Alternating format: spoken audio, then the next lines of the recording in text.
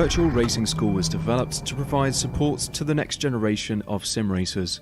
No matter if you're a rookie or veteran or what car or track you'll be racing, our goal is to provide training every step of the way.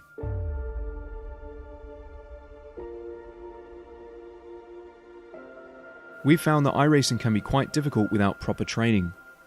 There needed to be a way to prepare for on-track racing.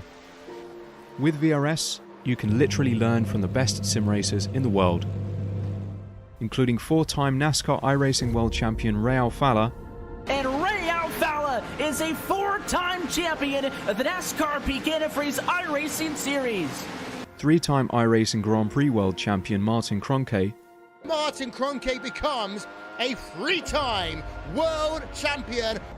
Rallycross World Champion Mitchell de Jong. Mitchell de Jong is now champion for the iRacing Rallycross World Championship Series. And many other top sim racers. Data packs include everything you need to start learning. Our World Championship coaches create the data packs by setting a hot lap or a series of fast laps for you to compare, analyze, and replicate. Data packs also include a tutorial where the coach points out techniques they use to hit the fast lap. This gives you access to the latest driving techniques and setups before you even hit the track. Sign up for a free account and download the VRS telemetry logger. With this application running seamlessly in the background, your laps automatically start syncing to the VRS website. From there, you can analyze and compare 2 laps of your choice, whether it's your data, the coaches, or your teammates. VRS will automatically target improvement opportunities so you can get up to speed even faster. VRS also makes it easy for you to request and schedule one-on-one or group coaching sessions. These sessions can range from 30 to 90 minutes, and you can select the car, track, and setup combination of your choice. Visit virtualracingschool.com today to sign up and get started.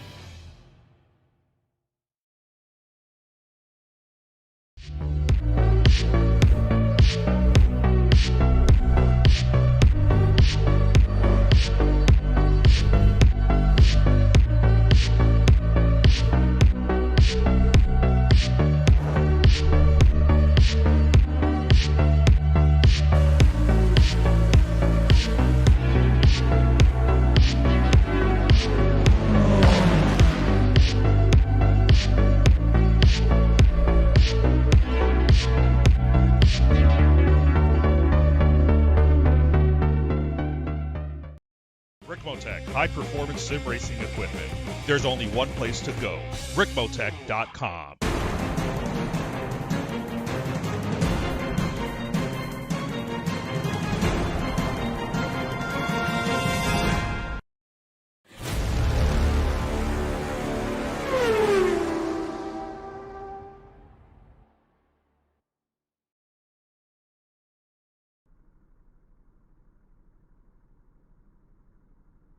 Hi everyone, and welcome to the inaugural season and round 1 of the brand new Extreme Motorsport Ricmotech Lambo Trophy Series, presented by Performa Texas Elite Graphics, Apex Racing Academy, and Extreme Scoring right here on Apex Racing TV. I'm Greg Ginsburg, and joining me in the announce booth is Larry McLeod with Apex Racing TV's Dennis Branch and Jonathan Grabowski manning the controls to kick off this party with not one, but 2 30-minute sprint races from the Alan Wilson designed 2.4-mile 16-turn Barber Motorsports Park.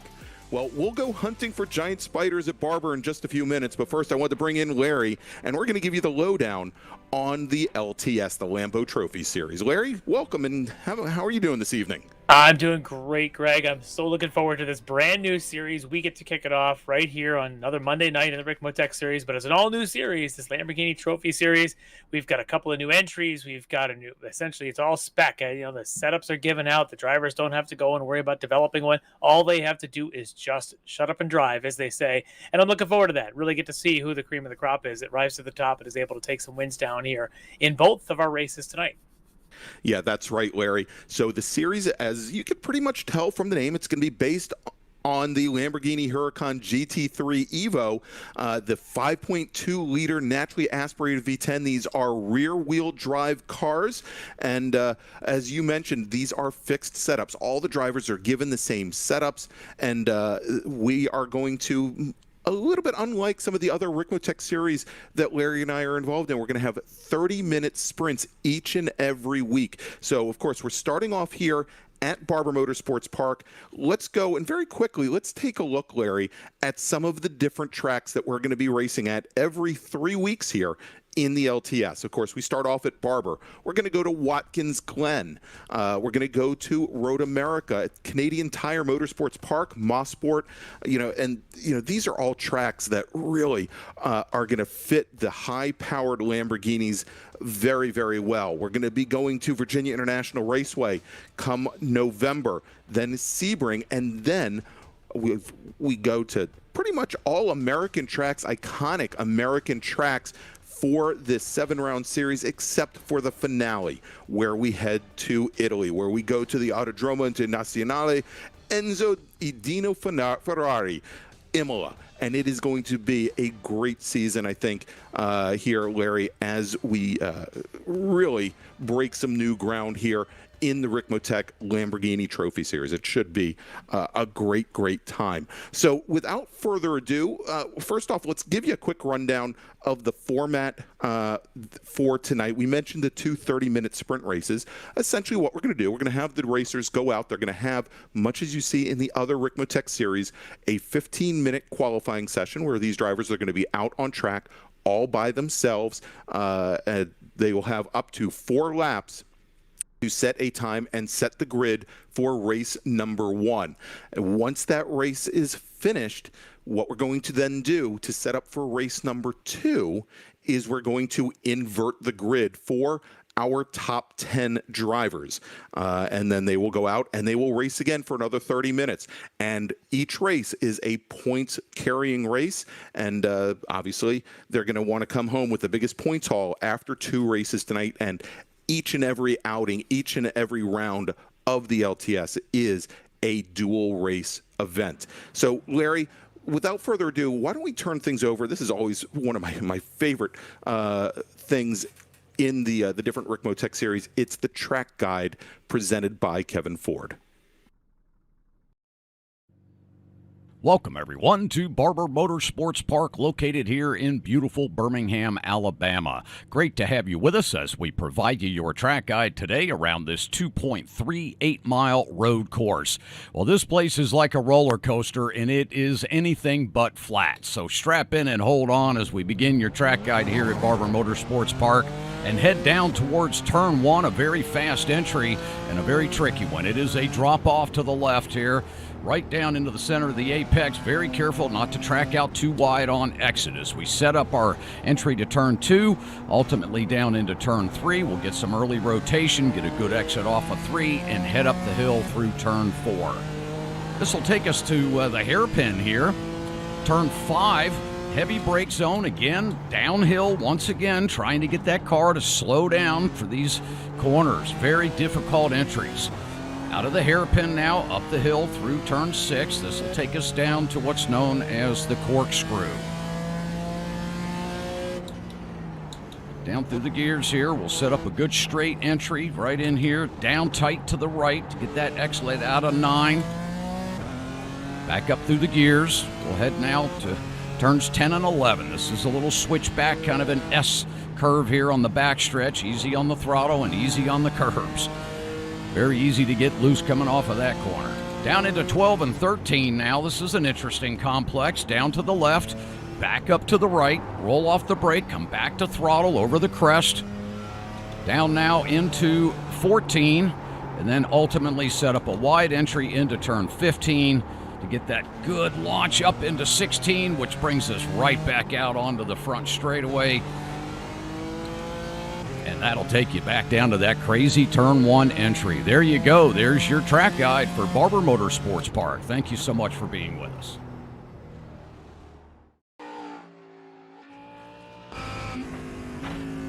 All right, and thanks again to Kevin Ford giving us a rundown of the beautiful 2.4-mile, 16-turn Barber Motorsports Park.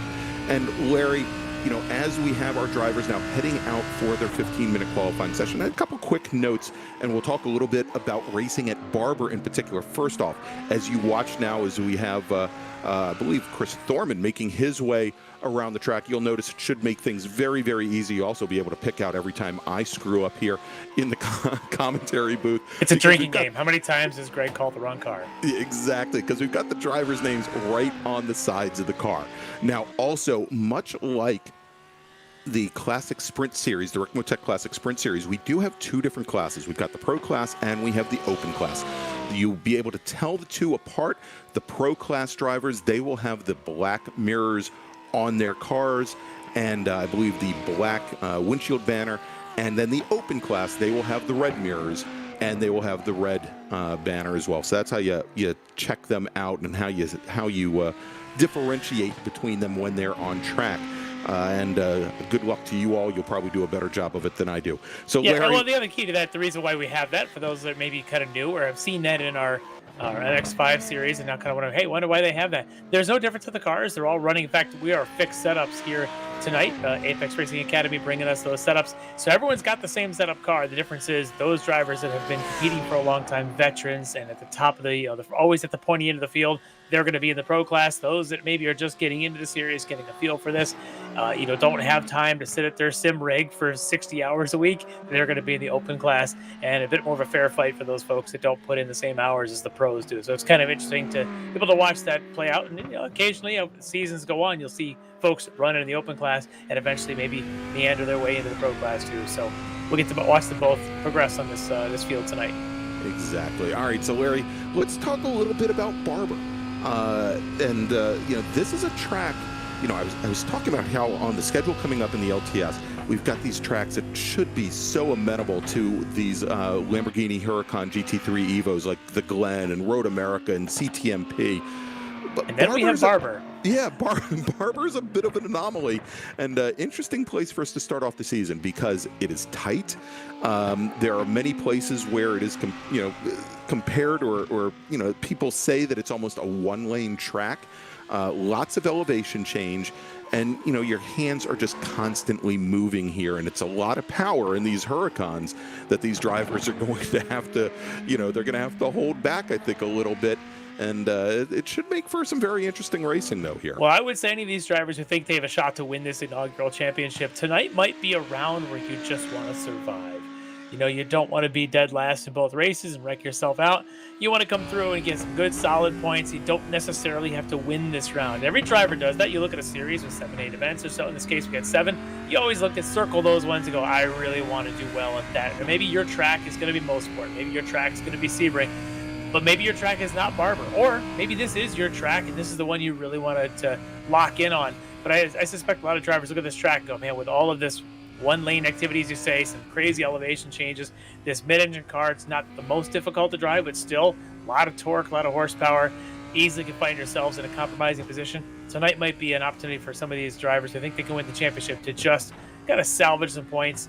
I know it's only the inaugural round to be salvaging points, but you got to have a strategy going into your season. And this place, as you said, this is a tough track. Sure, and as we sit on board right now with Russ Ruddick, who is, I believe, our first and fastest driver out of the box in the Open Class. We're sitting back behind the wheel there, looking through the windshield, and you can just see how much this track goes up, it goes down, it goes on camber, it goes off camber, and you've got that car changing axes seemingly everywhere, and it's really going to make a challenge. When you get your braking done, a lot of blind corners here with blind exits. It really takes a lot of faith to get around here and get around here quickly and well. And I think, as you mentioned, even for very short 30-minute sprint races compared to what we typically see in the different Ricmotech series, it's going to be one of those things where these drivers, I think, are probably going to be very, very white-knuckled by the end of each one of these races. Yeah, it definitely could be. I think this is going to be interesting, but someone who's really aggressive and has put in the seat time around this track could probably do pretty well tonight. I'm curious to see which of those drivers maybe are the ones to be looking for. As we see early here in qualifying, we've already got the top Andre Saunders, Travis Schwenke, some names we've seen in the other Ricmotech series. And these guys probably the ones with the most experience around this track, but very close by. Thorman and Mike Dam, Randall McGrew. Those guys, those pro class drivers have been around here a lot, but I wonder if some of them kind of become specialists around this very tight and interesting track and maybe think that they can make their way through the field. And again, not only make your way through the field or maybe start out front for the first race, but remember, we're going to invert the top 10 for the second race. So that's going to make it interesting that if you win the first race, you're only going to start 10th in the second race. You got to work your way through that field. So I think we've got some interesting challenges for these specialists around Barber Motorsports Park. Without a doubt, Larry, and I think as big a challenge will be those drivers who perhaps finished a little bit further back at the end of race one to then be able to hold off, and how long they can hold off those faster drivers here at Barber, and if it is as difficult to pass as everybody says it is. Now, you mentioned some of our regulars in the different Ricmotech series, like a Mike Dam, like a Randall McGrew. We have some new drivers here as well this weekend. We've got Igor Masimenko, who is currently running second fastest, I believe, in the open class. Or actually, I guess Igor is actually running in, let's see here. I think he is in the open class. Then we've also got Alexandros Theologis as well. And both of those drivers have only been doing iRacing for about now, Theologis, I believe, has only been doing iRacing for about a year now, and Masimienko only about 6 months. So we'll see how these drivers do out here today. Yeah, so while we have some new folks, we also have some veterans, and I just want to bring them in real quick. I've got Eric Violette. I'm going to bring him in here quickly. So we've got Eric Violette with us, and Eric, I know you're kind of waiting to get your qualifying lap in. I don't want to hold you up too long, but welcome to the inaugural Lambo Series, and want to get your thoughts on what you're looking forward to most about this series. Oh, it's going to be tight racing. I think the top guys are in practice yesterday were like split by like a tenth. I think someone laid down. I think Dam laid down a nice lap. Yeah, those are going to be some tough times to beat up there, even with the cool weather. So it's just kind of chilling here. It's already gone down 14 degrees, and that's usually a huge advantage. A few degrees can usually be a couple tenths. So we'll see what we can do here. Yeah, that's a veteran move to be watching the temperature of the track conditions, kind of wait for your opportunity. So appreciate that bit of insight there. But yeah, looking at this track tonight, I think it's going to be interesting with the inverted second race. How easy or how hard is it going to be to make any movement up in the second race if you happen to be finishing near the front of the first? It's really tough. I mean, I'm not sure if they're still going to swap top 10 with the size of the field. They're just going to be top 5, but it sounds like they're still going to do top 10, which is just going to be insane because at least, I mean, the top 7 at least are going to be really, really tough. There's not much difference, and it's really hard to pass here. It's pretty much just a mistake will get you. That's about it. Yeah, it's going to be tough. Well, I don't want to hold you up too long. I know you want to get back up there. The track's getting cool to get some laps in. So good luck, and maybe we'll talk to you a little later tonight. Hopefully we do. All right. Thanks, Eric. Later. There you go. That was Eric Violette, driver of the number 89 D2D E-Racing Lamborghini. And, of course, Eric was our Season 1 TCR champion in the Ricmotech Sports Car Series. So good to see Eric here with us here this evening. And, there's, as he just mentioned, a little bit of strategy here to see if that Alabama heat drops a little bit. Track was running about 106 degrees when the qualifying session started with about 86, 87 degree ambient air. Of course, that's all in Fahrenheit. Please don't ask me to make the metric conversion. I just don't have enough fingers and toes. Not a lot of wind here at Barber. Was running around 6 miles per hour when the session started. Track temp is down to about 100. Yeah, so starting to come down just a little bit, and that might be what Violet is looking for here, as he looks for an advantage over some of these other drivers, which again are all running the exact same setup provided by the Apex Racing Academy. So we have just about 3 minutes left to go in qualifying right now, and if we take a look at the Pro Class, fastest driver currently is Mike Dam with a fast lap of 122.51. That is 21 hundredths up on Chris Thorman in the number 60 machine. Andre Saunders, Travis Schwenke, third and fourth fastest currently. And I believe Dam and Thorman have 1 lap remaining. Saunders has only turned in a single lap, so he's definitely got a little bit of time there, although I don't think he's got enough time on the clock to put in another 3 laps or no, the There's 3 something flying interesting. laps. Is Eric Violet, as we've got him on camera now, just spins coming onto the front straight after all that work to warm the car up. I don't know that he's going to have enough time to get his laps in. That's some pretty heavy damage on there. Yeah. Hopefully we didn't distract him that too was much. a hard hit into the wall as he was coming off of his out lap there and trying to set his first flying lap. And he's going to need to bring that car back into the pits with only 2 minutes remaining. I don't know if he's going to be able to not going to happen for him on this one. So hopefully we didn't ruin his qualifying chances. Yeah. Maybe we kind of jinxed him a little bit by bringing him on in here beforehand. But I trust his skills and his experience in this car. We'll at least get him kind of up in the middle of the pack. But some interesting people, you see some names in here like Mike Dam, Chris Thorman, Andre Saunders. We've seen them in the other series.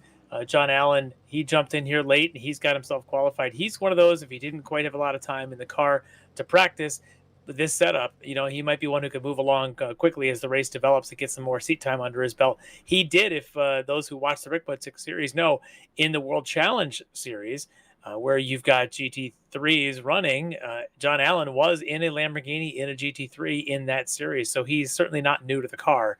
So just has to get used to this setup and come out here and make the runs. One more thing is I wanted to mention about the number of laps and folks not taking all their laps. GT3 cars, my experience has been that they have their best laps kind of on their early laps on those tires. You get to later in the session and the tires start to go off. So you might be seeing some of that where drivers would come out and do one lap, maybe go in, get a fresh set of tires and come back out. In this case, looks like they're not going to bother doing it. They've got their lap in. All right, so as we have now just about 30 seconds remaining in qualifying here, let's quickly run down where we stand. It looks like the majority of our drivers are not on track. As a matter of fact, as I go and fan through here, Larry, I don't think we have any drivers on track currently, but in the open class, Russ Ruddock, fastest driver with a 1:23.92. That is a 300th of a second advantage over Bobby Childs, and then only another 10th or so, actually about 1500ths or so, up on Igor Masimenko, who is your third fast driver, again, the rookie. Then we've got Alexandros Theologis and Mike Taylor. So great running by the newcomers there. And we've got our grid. Yeah, we've got our grid, and as we get ready now for race number 1 of 2, why don't we go and run down the starting order here, Larry? All right, on the pole from Canada in the Orion Racing team is Mike Dam. On his outside for the D2D E-Racing outfit is Chris Thorman. Row 2 on the inside, the Mohawk Racing entry of Andre Saunders. On the outside of row 2 in the Orion Racing, Travis Schwenke. Row 3 on the inside is going to be Genesis Sim Sports Randall McGrew. On the outside, the late entry, but he's in here, is Astro Autosports John Allen. On row 4, it's going to be an all open class field. We've got Russ Ruddock on the inside and the Flying Tortoise Motorsports entry. And on his outside, we've got the other D2D E-Racing driver, Bobby Childs. Again, both of those guys are running in that open class. Row 5 on the inside, one of our newcomers to the Ricmotech series, Igor Maximento. He's from California. He'll be on the inside of that row 5. On the outside, another one of the newcomers, Alex Theologis in the Maple Syrup Racing entry. Row 6 on the inside, the Frito Sport Racing is going to be Mike Taylor. On the outside of row 6, John Casey from 046 Racing. And finally, wrapping up the field, as we had interviewed him early, is going to be Eric Violet. He's going to be one to watch. See him move through the field. He's from D2D E-Racing. All right, so there you go. There is our starting field as we wait for our drivers to get gridded up, and it looks like we've got most of them there now.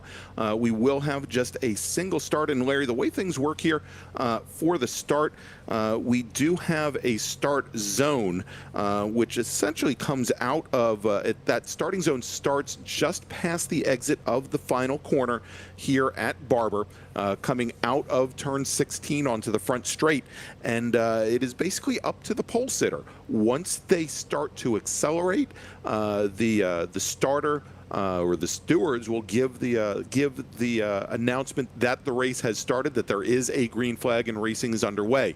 If the driver on the pole does not accelerate by the time they get to the starter stand, the steward is going to announce the start of the race there. So even though iRacing may say that there's a start now, it is still up to that pole sitter.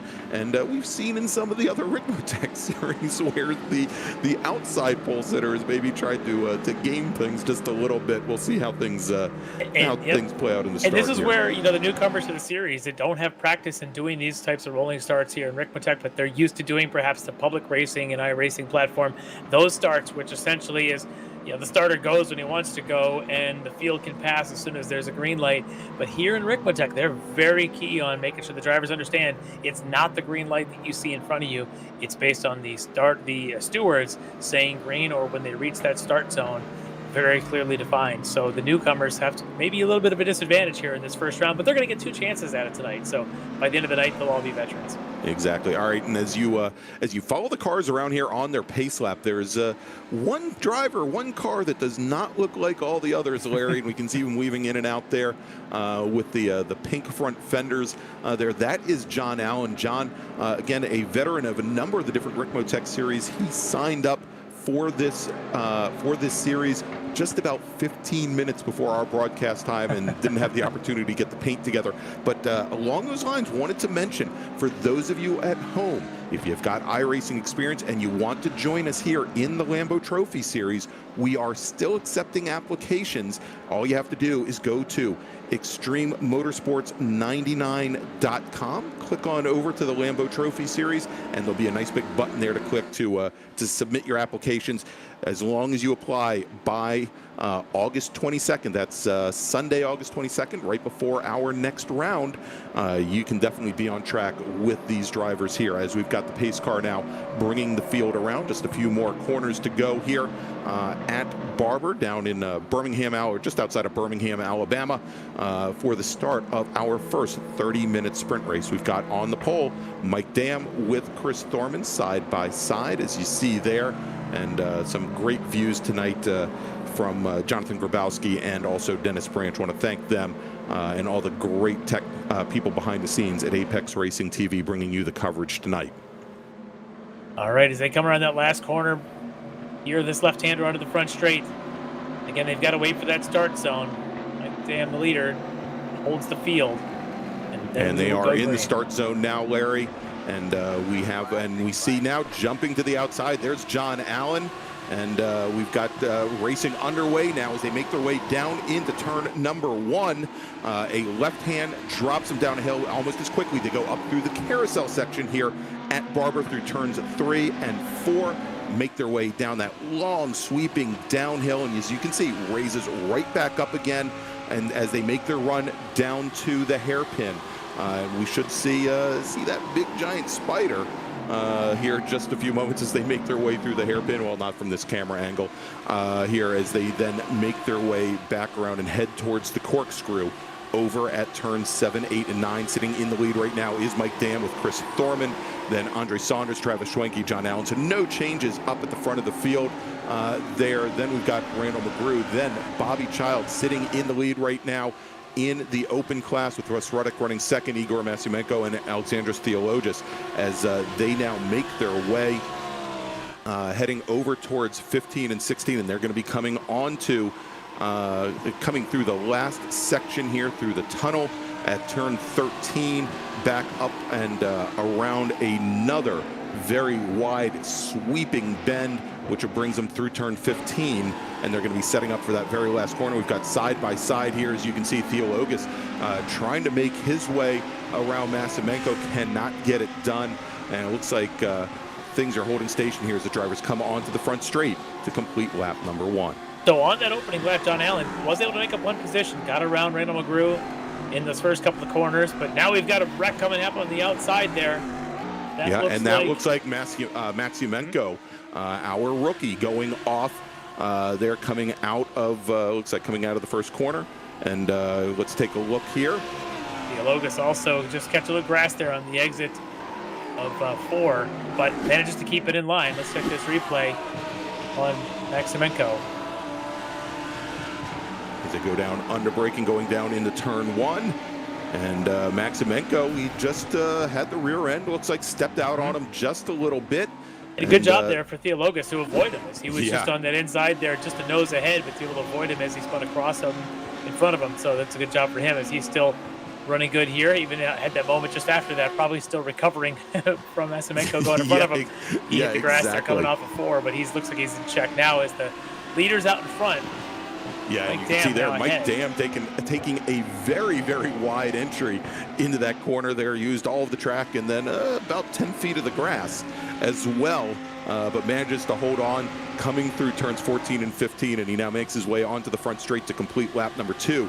He is still your leader. Now, we talked about accumulating points over both race 1 and race 2. If you lead a lap, you get a bonus point. If you start the race on pole, you get a bonus lap. And first place will pick up 35 points, second place 32, 30 for third, and it goes back from there. And again, 2 opportunities to pick up points here tonight, as we now see side by side Andre Saunders in the number 72 machine trying to come underneath Chris Thorman. Cannot quite get it done, but it looked like Thorman had definitely lost a lot of momentum coming through that corner. Yeah, this little battle's a pretty good one. Probably the best battle we have on the track, is Saunders tried to make that move inside of Thorman. But that exit there coming out of 5 is actually a pretty good grip as you head up that back straightaway. And Saunders not able to complete the move. Thorman able to hold on to it. And Mike Dam looking in his mirror saying, come on, guys, you keep fighting. You keep fighting. I've got a 9/10 gap on you guys. I don't want to give you any draft if I don't have to. And Saunders not going anywhere, just a couple tenths in the rears of Thorman. And then behind them, John Allen is all over Travis Schwenke. We've got a couple of battles happening. Yeah, and you can see there is John Allen as they came into turn 14. Allen kind of trying to poke underneath Schwenke, running a very different line there as we jump on board right now with Allen. Yeah, a little wide coming off of 15. Yeah, Allen's really showing his nose in the mirrors of Travis Schwenke now as they head down into turns 1 and 2 and start to make their way down through the carousel section here. But John Allen taking some very, very different lines and really opening up some of these corners as much as possible, trying to carry as much speed, because I think he realizes with some of the shorter straights between these corners, just not a lot of opportunity to basically out-drag a car that is identical to your own. Well, I remember you had said that John Allen just signed up for the series about 15 minutes before we went on the air, so he's probably still coming to grips with this setup. And again, he's been used to running it in an open setup where he can kind of make and tweak how he wants it. In fact, here he's handed a setup, well, that makes it relatively easy, but you still got to go learn how to drive that setup. And I think that may be part of also what we're seeing with him going a little wide here, a little bit odd lines in other places. He's chucking that car around. Certainly no fear in that car. As you can see, him using all the curbs through that 9/10 sequence along that far end straight. All right, just got word that John Casey, who's currently sitting 5th in the number 78 machine, 5th in the open class, having a little bit of trouble on track.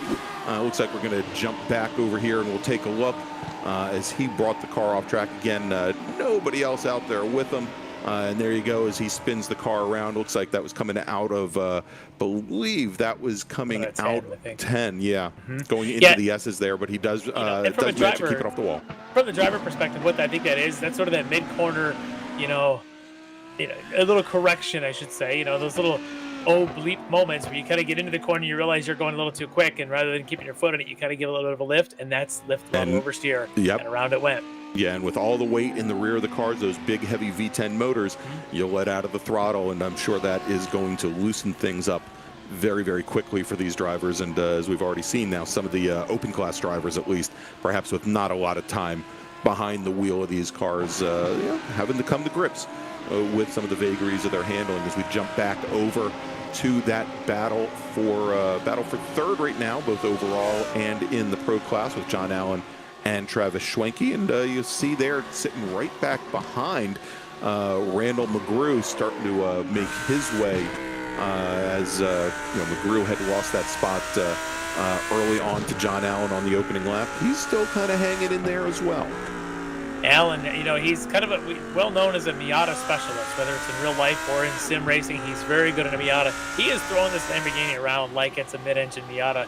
He's just using every ounce of curb and then some. He's a little bit of the grass on apexes as well as exits. He's just chucking this thing around like it's a Miata, and it's fun to watch because in spots, he's clearly faster than Travis Schwenke, but in other places it's costing him. Andre Saunders also chucking the car around, goes off tracks. You saw put the car into the gravel trap, and he is going to lose positions now. He now drops back to 5th in the Pro Class, actually falls back to 7th overall as both Bobby Childs, Randall McGrew, and John Allen all get around.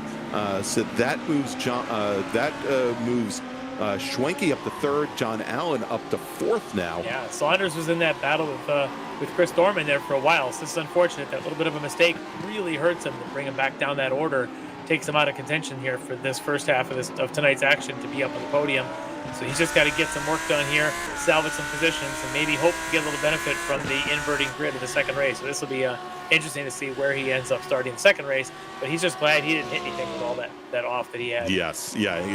The gravel trap did its job, slowed him down just enough, kept him off the wall. But again, losing a number of positions here. Now again, if he holds station, that'll have him starting 4th for the next race. But I'm sure that's not exactly what he's looking for as far as a points haul. As we jump back to that battle now for not 4th but 3rd between Travis Schwenke and John Allen. And Larry, you were talking about John driving that Lambo very much like a rear-wheel drive Mazda Miata. The one thing that you can see is he's not only chucking it in the corners, but he's using a lot more pavement than Travis Schwenke is. He's trying to open up these corners as much as possible to carry as much momentum. Not something you'd think about in a 500 plus horsepower Lamborghini, but he's trying to use as much momentum as possible. He also seems to be, for a lot of these corners, much later on the brakes than Schwenke has. I was just going to say that, he clearly seems to be a lot more trusting in the race. Like as I mentioned, he runs this GT3 Lambo in our World Challenge Series where it's open setup, but under braking, it's going to behave about the same way. In fact, it should be the same. So he's very confident on the brakes, whether it's coming up into the 13-14 section before the end of the lap, or if it's even going into 1 or into 5. Clearly, he's out braking Travis Schwenke in front of him, which means any opportunity he has to put himself alongside Schwenke, he might have an opportunity to make that pass and make it stick. You watch him come up through this section here towards 14. He's right up on the tail of Schwenke. Yeah, and we've seen that almost every single lap, coming up through 14 as they rise up the hill and make that final right and then left 15 and 16 onto the front straight. And what ends up happening is he seems to carry a lot more speed through that section of track, and he just ends up coming right up to the rear of Travis Schwenke, and there's really nowhere for him to go at that point, given the camber of the track. At some point here, he's going to try to make a setup, and he'll try and put himself in a better position entering the straightaway so he can maybe get a chance at the end. But as we flash back here, we've got this battle. This is Russ Ruddock and Eric Violette. Eric Violette, as we mentioned, we talked to him earlier before the race started, and then we watched him kind of had that spin and contact in qualifying. So he started at the tail of this field. You can see him now. He's up to 7th in the Pro Class and putting him essentially 8th overall. And that's a pretty substantial move considering where he started this race. Yeah, so Violette now trying to make his way back into contention, if not contention for a podium, at least to perhaps get a better points haul. But where he is right now, he would be starting on the second row if this race were to end now. Now, speaking of ending soon, we are already 1/3 of the way through this 30-minute sprint race here, and as you mentioned, Eric Violette currently running, I believe, 6th in the. Pardon me, he's running. Let's see. No, he is running. Should be 7th in Pro. 7th in the Pro Class right now, 8th overall, as he has. Big off Saunders. For John Allen. This is going to be contact. And John Allen impacts the wall. And that is going to not only hurt as he goes and tries to recover and get that car back and moving, but I wonder, Larry, as close as he was off the back of Travis Schwenke at that time, if he had the just lost a little bit of grip there at the front. Let's take a look at the battle again here as they come onto the straight here and head down into turn 1 as the car just drops away. He hits that inside curve, which he's been doing, but the car seemed to take an extra step on him. He got all the way to the grass on the outside, and then once it does that, hooks right on back to the inside and catches that wall. Really, unfortunately for us, takes away what was probably the best battle on the track. Now he's going to have to work his way. Doesn't seem to be holding him up too much, because he has Eric Violette right on his 6th, and Violette isn't able to quite get by him yet. So that damage, it looks substantial, but for John Allen, it might be manageable. Yeah, it looks like it would definitely be an aero issue there. It looks like the hood is now gone, and Eric Violette trying to find a way around. This is now the battle for, I believe, the battle for 6th in the pro class. And they've got Andre Saunders quite a bit up the road, running in 5th in the number 72 machine. I suspect this is going to be, as Violette does the same thing, catches some grass. Same thing he did in qualifying. Catches the outside of the grass coming off at 15, and then hooks to the inside wall. Rear of the car, too, as he comes all the way back across, and he's now going to try and get that car back and rolling. But Eric Violette is going to lose ground. He has both Russ Ruddock and Alexandros Theologos, 2 of our open class drivers, get back around him. Let's take a look at a replay here as they come through out of the final corner, out of turn 16 onto the front straight. And like you said, Larry, here he drops a wheel on exit, goes off into the grass, much like he did in qualifying on his out lap. The contact here wasn't quite as big as it was in qualifying, but it does seem to have hurt him as he backed his way into the right side guardrail there, that Armco. I was just about to say, I think if he's able to get around John Allen and that damage, he probably had a good shot to try and catch up to Andre Saunders. But it doesn't look like that's going to happen, as he just put himself right back into the middle of this rest of this field, right amongst the open class drivers. And that's not really how Eric Violette predicted his night was going to go. No, certainly not. All right, as we go on board right now with our open class leader, that is Bobby Childs in the number 88 machine. Directly behind him, we've got Andre Saunders again. Remember, Saunders had been running 3rd overall and 3rd in the pro class when this race opened. He had that pretty large off, so he's trying to make his way back up through the field. He's currently running 6th place overall, so would be almost dead center of the pack if this race were to end now for that inverted start for race number 2, as we are now just about 15 minutes into our race number 1 here, just about halfway through our first 30-minute sprint. Yeah, for Bobby Childs so far, this has been a pretty solid night for him. Again, we're only about halfway through this first sprint race, but Bobby, we've talked to him before. He's been on in some of our other races, and he definitely has some of the most fun of anybody in this field. So it's great to see him having some at least early success and getting some camera time for good reasons here early on here at round 1 at Barber Motorsports Park. And somebody else who seems to be having a very good time just trying to manage the race at this point, that is Mike Dam, driver of the number 93 machine. And as that Orion Racing entry out of Canada here now with just about a 3-second advantage over Chris Thorman as he comes out of the final corner to complete lap number 11. And Thorman, like I said, about 3 seconds back. Things really starting to stretch out at the front of the field. That 3-second gap from 1st to 2nd, about another 4 seconds back to Travis Schwenke, who now finds Mike himself Dam, under. Yeah, as Mike Dam just sets fastest lap of the race here, 15 minutes in. So much for my theory of the tires are in the car is his fastest on the first lap because he's doing it here on the 12th lap. A good run here for Mike Dam, just pulling away from this field. Yeah, and so Schwenke now without John Allen to pressure him has a bit of an advantage now over McGrew, about 3.5 seconds. There you can see McGrew in the red machine coming out of the corner there, and still quite a ways back. So things really starting to stretch out here throughout the field. I think probably the closest battle that you're going to find as we jump back to Bobby Childs, our leader in the open class. He's got Russ Ruddock a couple cars back behind him, but Ruddock would have to find a way to get around John Allen, I think, to really bring the fight to Bobby Childs in the open class.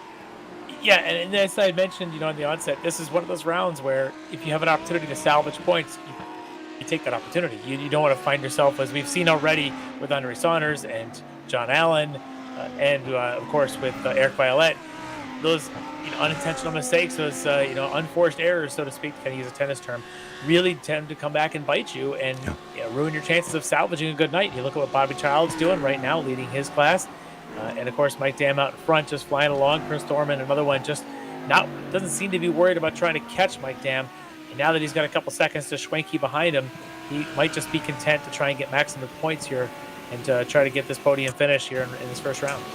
Now, if you notice there, as we were tracking with Andre Saunders, Saunders had a little bit of an issue coming through the exit of the carousel, had actually dropped a wheel, and it looked like it took him about a corner or so to gather the car back up, but he has done so, did not lose that much ground as he tries to continue making his way back up through the field, currently with Randall McGrew in that 67 machine, about 3 seconds up on him. And Saunders is he's turning faster laps. He's about half a second ahead on the last time by. So Saunders definitely, with another 13 minutes to go and a couple of laps, has an opportunity to try and make that move on McGrew. You can see there, he's McGrew now within right 2 there seconds.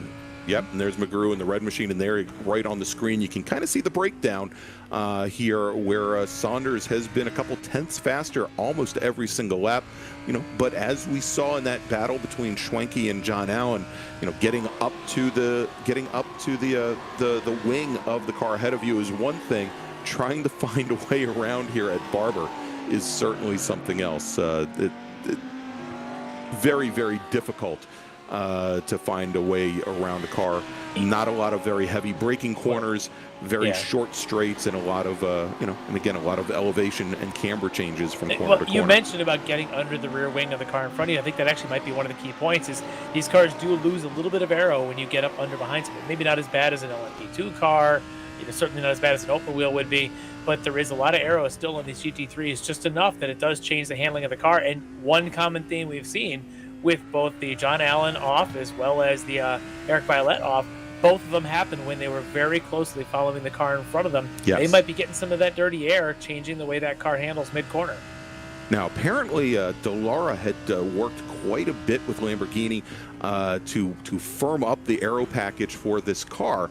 But, again, every one of these cars, they do have a weakness, and, they just have to have a little bit of dirty air coming off that wing and hit the ground effects, just a little bit differently, and it'll definitely cause the front end of the car to wash out. And as we've seen a lot of these drivers do, is once they start to get uncomfortable, they lay out of the throttle a little bit. And with all of the elevation changes here, a lot of times getting out of the throttle is going to lead to that liftoff oversteer that we saw. Mm-hmm. And some of that could be the setup, and those drivers that got a hold of the setup and spent the maximum time in the practice sessions to get used to how much throttle lift you can get away with and how much you can't, really are going to benefit from that. As we get a good shot there of Schwenke trying to catch Chris Thorman there, not quite chipping away as much as he needs to. You see a couple laps he was ahead there, but Thorman picking that back up the last time by on lap 14. So it's getting close, but not quite close as Travis Schwenke would like it to be here as we come down to the last 10 minutes of round one. All right, and a little bit of an update as we look through the open class here, and let's take a look. Looks like Igor Maximenko in the number 24 machine. Remember, he had that off, I believe, on lap 2.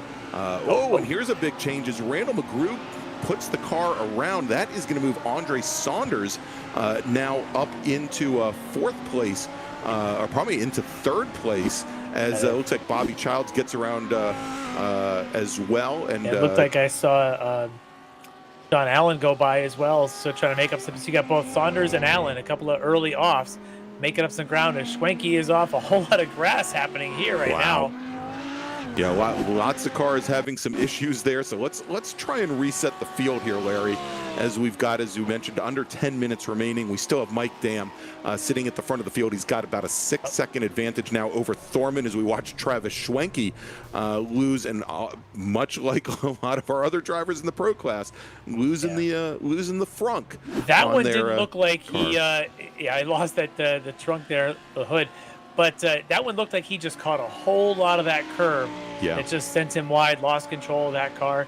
I know from talking to somebody who's driven one of the Lamborghinis for the Spec Series, which is similar to the GT3 car, maybe a little less power. They're very susceptible to bumps in those cars. The slightest bumps really upset these things a lot. So that might be what happened there when he hit that curve. Off it goes. All right, so again, let's reset the field with Mike Dam and Chris Thorman with now Andre Saunders. After his early off, he's now worked his way back up to third in the number 72 machine. Now he's quite a while back. There's Mr. Saunders. He is about 11 seconds off of our leader, Mike Dam. Bobby Childs now running 4th overall. He is your leader in the open class, with Russ Ruddick running 2nd in the open class, 6th overall, with Alexandros Theologis running in 3rd. Now Igor Maximenko finally left the pit lane. Again, as I was talking a little bit earlier, he had that lap 2 incident. He spent almost 16 minutes in the pits getting that car repaired, but he is back out on track. He is currently running 13th overall. And speaking about being in the pits, Travis Schwenke, who we saw in the number 16 car, have that off just a few moments ago, he's in the pits now trying to get repairs done. We'll have to see if those repairs get finished prior to the end of this race, as we have now just about 7 minutes remaining. So in a lot of races, even sometimes the short sprint races, if you're in a 24-hour endurance race, it's one thing, but you don't usually bother to fix the car. The car's wrecked, you call the tow, and you're done. You wait for the next round. Don't worry about it. But tonight, with this inverting part of the grid, if you can get in, even if you're in there for 5 minutes or 10 minutes, you come back out. If you can make up a couple of spots, or if someone else makes a mistake and they're out longer, you might benefit from that grid inversion. So there's some incentive to try and fix the car and to get back out there and try to turn some more laps, because who knows, you might find yourself in that position that flips from the bottom to the top to the second race. Yeah, and as the great example right now, Travis Schwenke, although he's in the pits, he's got enough laps on Maximenko that we don't have to worry about Maximenko really picking up a position on him. But Schwenke right now is sitting 12th in the order. And so if he can get out and run another, say, 2 laps and somebody else has an off, he may be able to, or 2 other people have offs, he may find himself in that 10th position, starting himself on the pole. So, I mean, it's a decent, it's a good gamble, and there's no reason not to take it at this point. Yeah, and similarly, with John Allen not pitting and saying, you know what, I'm going to limp this car around because I might be able to salvage some points as well as get the inverted grid for the second race. Same thing with Eric Violette. Maybe he's got some damage, but not worth coming in. Even if you're a little off the pace, you might be able to salvage some spots and make that turn. And for Eric Violette, as we're on board now, he's moving up here. He's trying to catch, that should be Theologis, I think, in front of him. Yeah, I believe that is the number 77 machine of Theologis. Yep, there it is, right ahead of him. Not in the same class, but track position. He wants to get around him.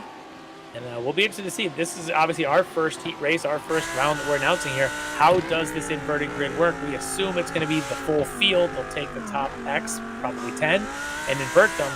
So for Violette, this may not be a position, but if he gets by, he might end up behind him again for the second race. Yeah, I was going to say, he might want to hold station there in 8th and start off on the second row. Frankly, Larry, if he passes Theologis, they're going to end up side by side. Yeah, because Violet at this point is 7 seconds behind John Allen, the true position he's fighting for points. Right. So, but he has to get through Alex Theologis as well as Russ Ruddick, both in the open class, in order to get to the pro class driver John Allen. So that's some of this strategy now, first time through for the drivers as well as us broadcasters, on how to play this out. How do you maximize your efforts tonight for both races combined? All right, we are under 5 minutes remaining in Heat 1 and our first race of 2 here tonight from Barber Motorsports Park, just outside of Birmingham, Alabama. I'm Greg Ginsburg along with Larry McLeod.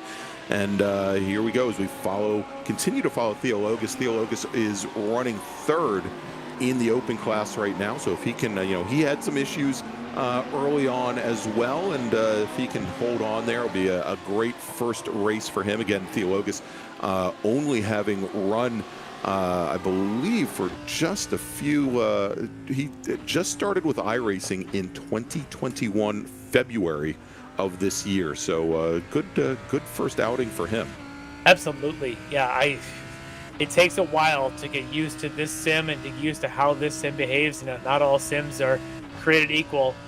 And so you jump into the platform like iRacing, it's going to take you some time. So just being 5 months into it, that's a pretty solid performance so far for him. Yeah, and he's a little wide there. I was just going to say, he's learning to Theologis. use all the curbing. But at that time, he used maybe just a little bit more, but he manages to recover. And so Eric Violette in the number 89 machine, he does get by. And as they come onto the front straight, And so drop Theologus now back to 8th position. Again, you know, all things being equal, when we do the inversion, they still end up side by side. Theologus, I think, may have gotten some kind of course cut as he looked like he was slow coming out of the front straight, had to give up track position to Randall McGrew as well. All right, so McGrew, who had an earlier incident as well. McGrew currently running 6th in the pro class. He gets around Theologus as well. Now, luckily for Theologus, even with those offs, and, you know, I guess that's the announcer's curse, he still manages to hold on to 3rd position.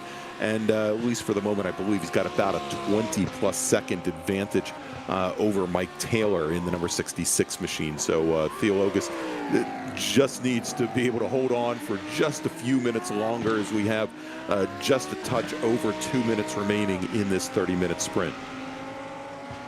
Yeah, not much time, and this is your opportunity to, if you can make up one spot and get a couple of points, but I don't see a lot of contentious battles right now within class. You see a few spots where drivers are close, but they're not necessarily in class. Some of them might be playing a little conservative, knowing that inversion's coming. So we'll be interested to see. For Travis Schwenke, we talked about him earlier. He was not able to make it back out from the pits, so he is right now sitting back in 12th. That's probably where he's going to start the second race. Yeah, he's going to start right outside of that inversion, so he is going to start 12th. All things being equal here. Because again, I think Maximenko is somewhere around 15 laps down from Schwenke. So not going to be any change there. Looks like Maximenko will most likely start 13th. As we watch folks like Russ Ruddick making his way back through this field, he still has some ground to gain, though, if he wants to try and catch John Allen. I don't know that 11 seconds is going to happen in the next minute and a half, but he certainly would love to get the points if he could. Bobby Childs, though, we haven't talked enough about him because he has been in the front of this open class field since the green flag. He's looking to maintain that position.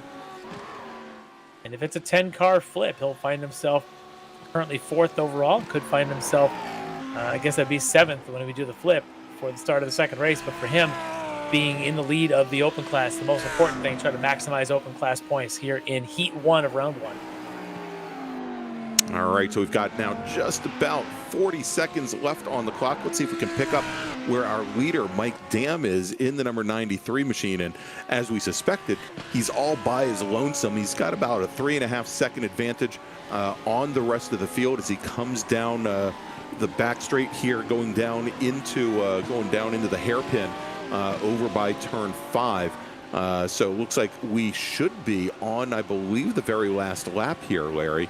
That we should have time expire prior to it's going to be really, really close. Close, yes.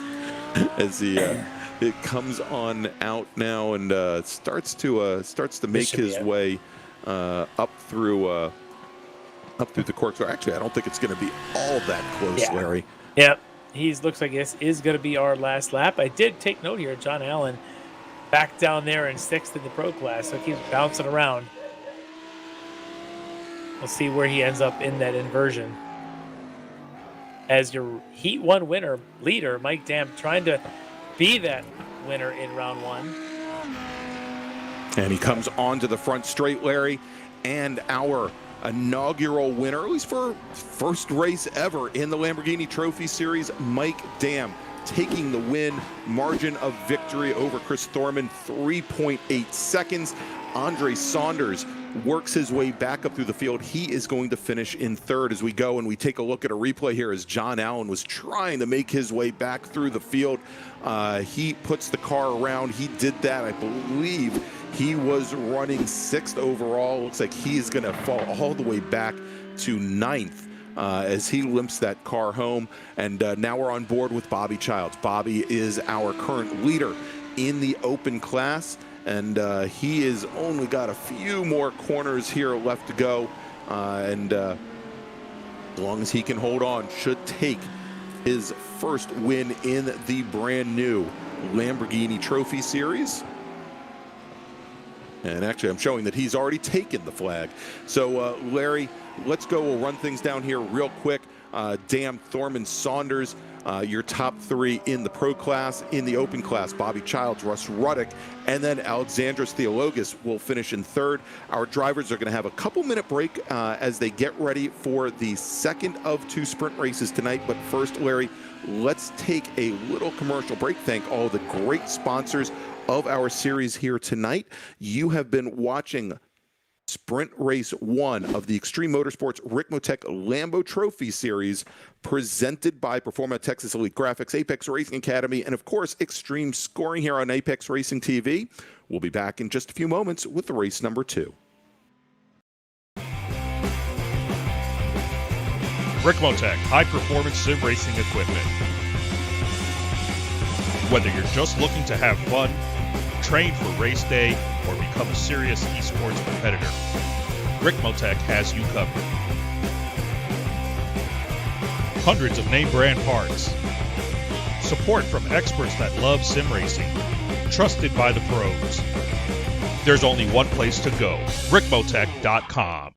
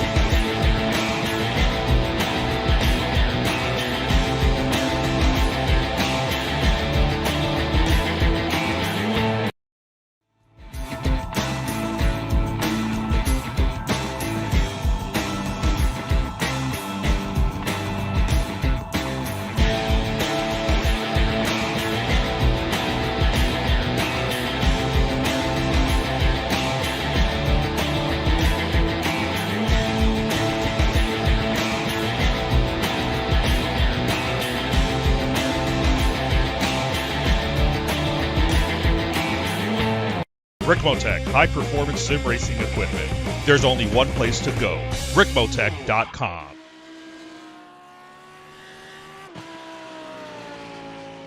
All right, and we are back here at Barber Motorsports Park for the Extreme Motorsports Ricmotech Lambo Trophy Series, Season 1, Round 1, and of course presented by Performa Texas Elite Graphics, the Apex Racing Academy, and Extreme Scoring. I am Greg Ginsburg, joined as always by Larry McLeod. And Larry, real exciting race there to kick off the inaugural season of the Lambo Trophy Series, and we're not done yet. We are not. That's just half of tonight's action. Heat 1 done. Now we're going to move on to Heat 2.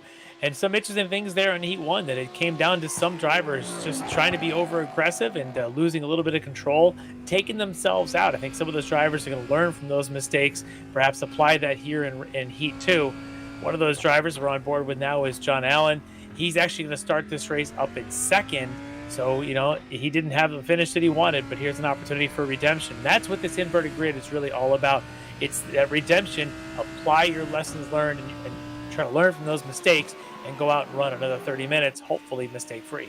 There you go. All right, and so after the end of race 1, we give all of our drivers about 5 minutes of additional practice to set things up and get their cars ready for race number 2. To remind everybody, coming out of our first sprint race of the evening, in the pro class taking the win, Mike Dam, Chris Thorman finishing second, Andre Saunders finishing in third, and over in the open class, Chris Childs took the win, Russ Ruddick and Alex Theologis in his inaugural running with any of our Ricmotech series. He finishes in third, and so we have just about a minute and 20 seconds remaining here as the drivers are trying to try to maybe correct some mistakes that they made in race 1, as you said, and really get their heads into it for race number 2. As again, what we're going to do is we're going to invert the field. Top 10 drivers get inverted from 11th back. They're going to stay exactly where they finished up, and then we're going to have another 30-minute sprint to the checkered flag here at Barber. But one of those drivers not benefiting from that inversion is going to be Travis Schwenke. We saw him with his struggles there in that round in the first heat. He is going to be starting this race. I believe it's back in 12th. Yeah, in fact, he had a bit of a data issue as well.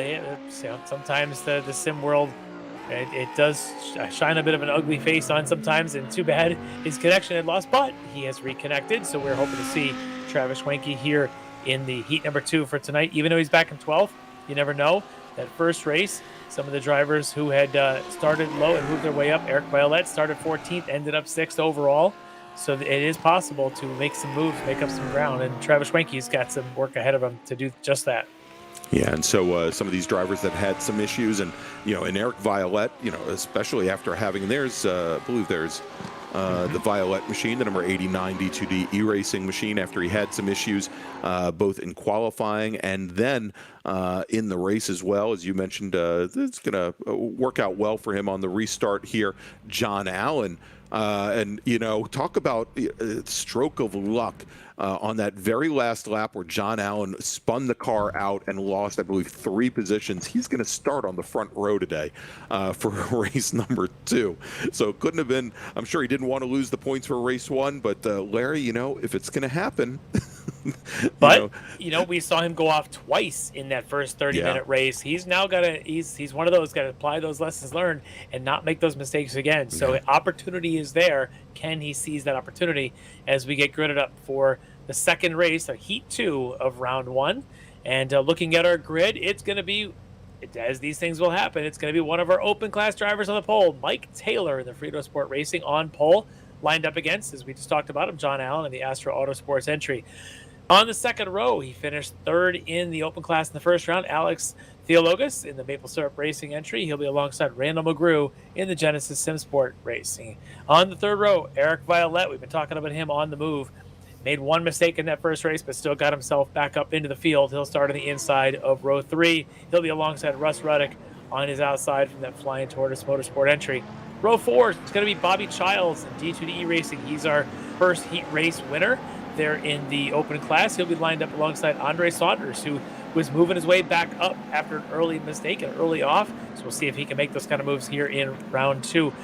In row 5, Chris Thorman will be on the inside from D2D Racing. On the outside, Mike Dam, your overall winner of round 1, now starting 10th here from Orion Racing in heat number 2.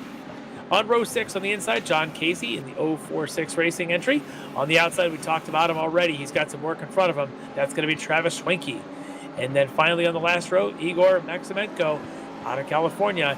He's also got some work to do here in heat number 2, as Kevin Ford and Cobb Marshall are not entered. Yeah, so we've got the pace car underway here as the field makes their way around. And Larry, I think you hit the nail on the head there. It's going to be, again, we've seen our open class drivers run very well, and they've finished in many cases, mid-pack, and but we're going to see a lot of them up towards the front of the field on this restart. As you mentioned, Mike Taylor, your pole sitter, Theologus, will be starting in 3rd. Russ Ruddick, who was our winner in race 1, is going to be starting in 6th position. But it's going to be one of those things here as we watch some of those drivers coming back from a little bit further in the pack, from 10th, 9th, 8th, and try to make their way forward. Whether or not these drivers that now find themselves sitting at the front of the field, whether or not they get intimidated by possibly faster traffic behind them, and whether or not they can just run their race. So that is definitely something that we're going to have to look for. It has the possibility of really ruining some people's races very early here tonight. Well, if you're Mike Taylor, if you probably didn't expect to start a race on this front row and be that pole sitter, but now he controls the field, and he's going to have to do this for the first time. And again, hopefully he's read his start procedures. He knows what to do as that pole sitter. But we talked about John Allen with that opportunity here, starting on this front row. Will Mike Taylor put up a fight for John Allen, and will John Allen be aggressive? Because we're about one corner away from finding out as we start heat number 2 for round 1.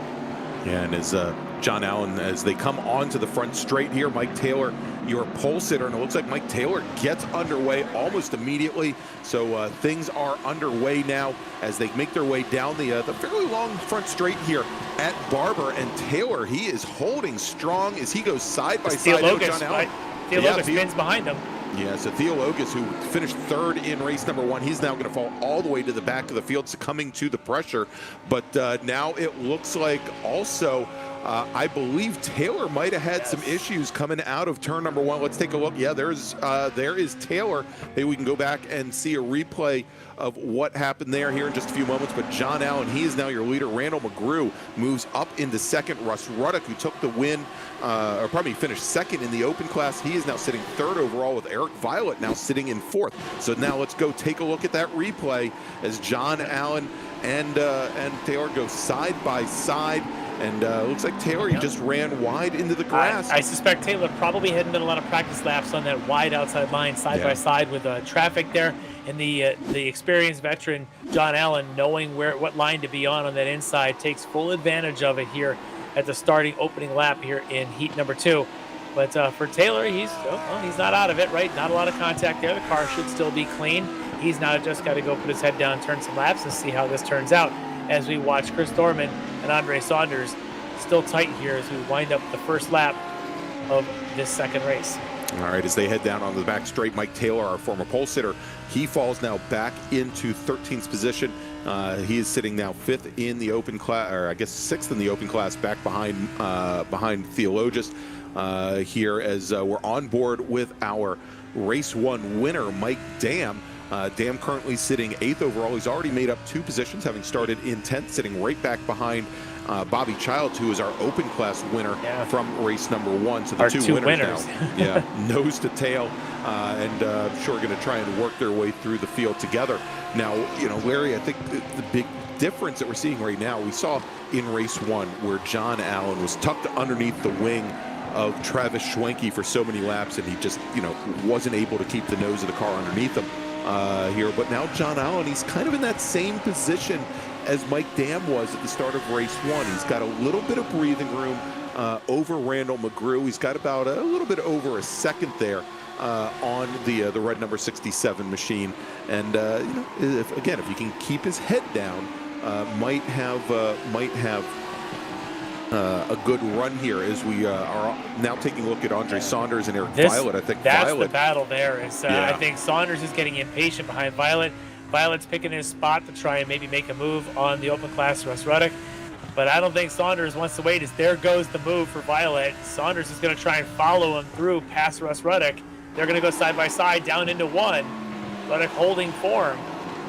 Saunders having to be a little patient. That does not look like what he wants to do. Saunders wants to be the man on the move right now, and he's going to want to try and get around Russ Ruddock as fast as he can, as Violet was able to go by. Saunders wants to be next.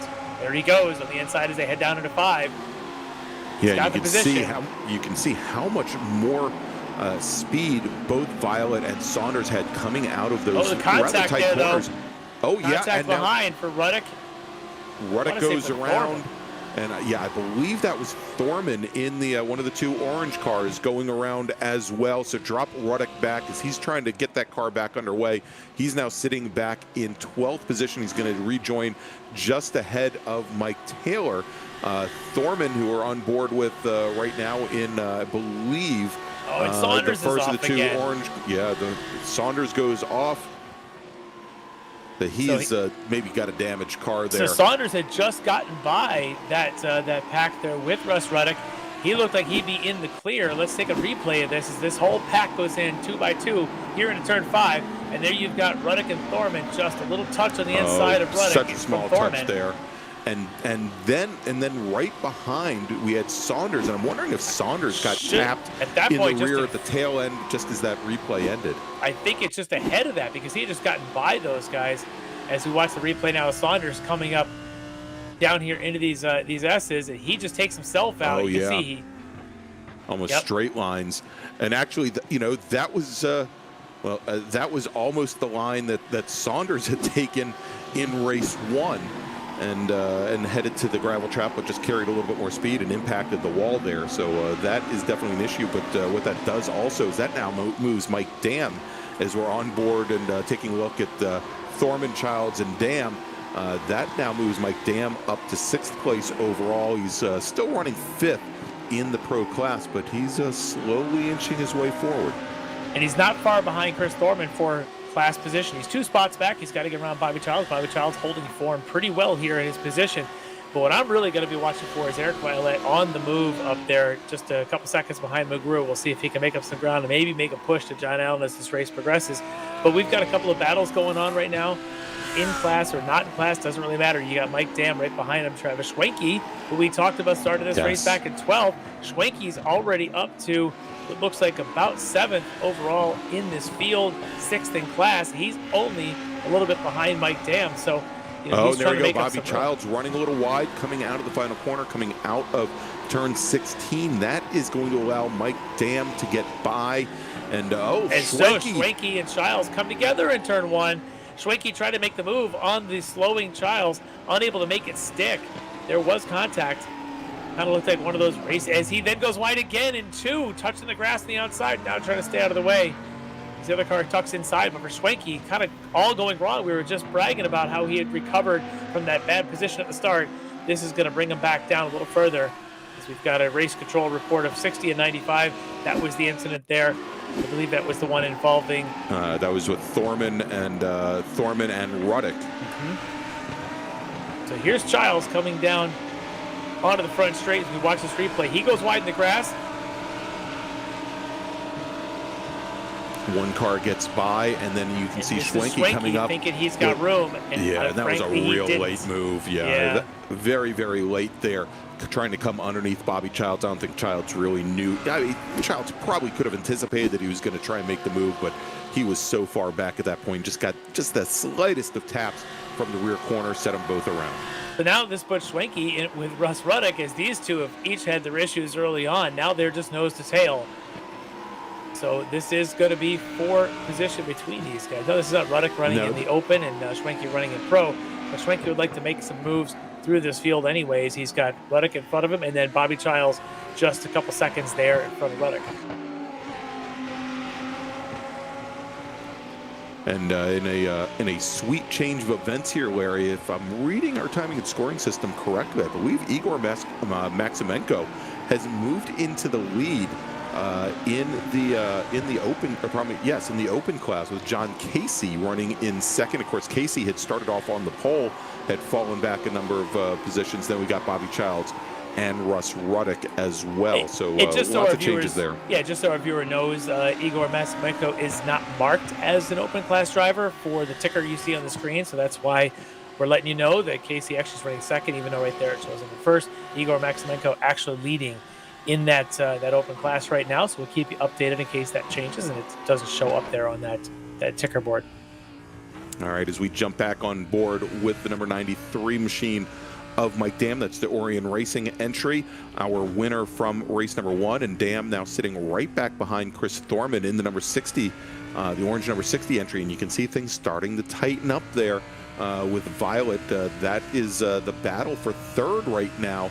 Overall, Violet running in third in the number 89 D2D E-Racing machine, then Thorman in the number 60 D2D E-Racing entry, and then Mike Dam in that Orion Racing number 93 machine right behind him. Mike Dam, won the first heat race. He wants to try and make this up and get around Thorman and have a shot at Violet there in front of him, but he's got some work to do as we flash back to this battle between Casey and I believe that's Ruddick right behind him as Casey goes around and Ruddick is able to tuck inside. No contact between them, but Casey's going to lose track position.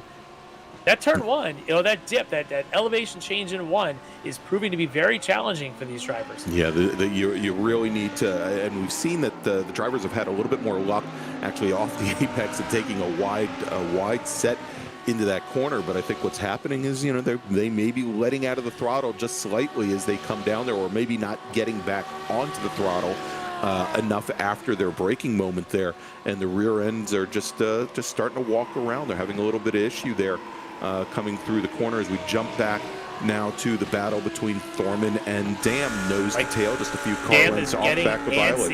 Yeah, look at Dam. He's sticking his nose in because he's also looking through that car of Thorman. He's seeing Eric Violet up there, does not want to let him go. So Mike Dam getting very, very antsy on the back of Chris Thorman, trying to get by as we approach the 10-minute mark of this 30-minute sprint race. Yeah, and you can see now things starting to tighten up here. That battle for third, not all that far off of Randall McGrew's number 67 machine. either the Genesis SimSport entries. Got a little bit of breathing room right now as that 3-car battle for third continues on, but it may come to him sooner rather than later, as we're now just about a third of the way into this 30-minute sprint race number 2 here from Barber Motorsports Park in the brand new Lambo Trophy Series. Thorman is staying very close to Eric Violette in front, but I do suspect that Mike Dam might be the quickest of these 3, and he wants to get by one so he can pick on the other one. But it's right now Thorman not making it easy for him, kind of holding Dam behind, trying to put the pressure on Eric Violette. I'm also just kind of keeping an eye on the Igor Masemenko and Bobby Childs battle there in the open class. That Childs is gaining ground. He's a little over a second back, I believe, from Maximenko. Yeah, now Maximenko had lost, didn't lose the car, but he had spun 1 lap prior. And so Bobby Childs made up a lot of ground. Childs, of course, was our winner from race number 1. Oh no, Mike Dam. Track. Mike Dam in the 93 machine. He goes off, and he is going to lose a lot of ground now to Thorman and Violet. Let's take a look at the replay and see exactly what happens here. Yeah, he tried to come underneath Thorman, and wow. Yeah, he never recovered. You know what that is? That's that long turn 14. It's a decreasing radius corner, kind of bends around, changes elevation midway, and you saw there he kind of touched the curb. The car started to slide a little bit, and as the elevation pressed, I bet he just never quite caught it. Even though it looked like it was still sliding all the way, and eventually just about spun towards pit in, but no damage. He's able to continue, but he lost about 4 or 5 seconds to Chris Thorman. Yeah, I mean, and it was amazing to watch that, the many different corrections that he put into that car to try and get it straightened out. And it looked like he had it a couple different times, but every time he did, again, the profile of the track changed, and the car started its oscillations once again. And Mike Dam, after having worked so hard to move his way up from 10th up into to a battle for third, he now is going to have to start that all over again. But he's got almost 2/3 of this race remaining. We'll see how fast he runs.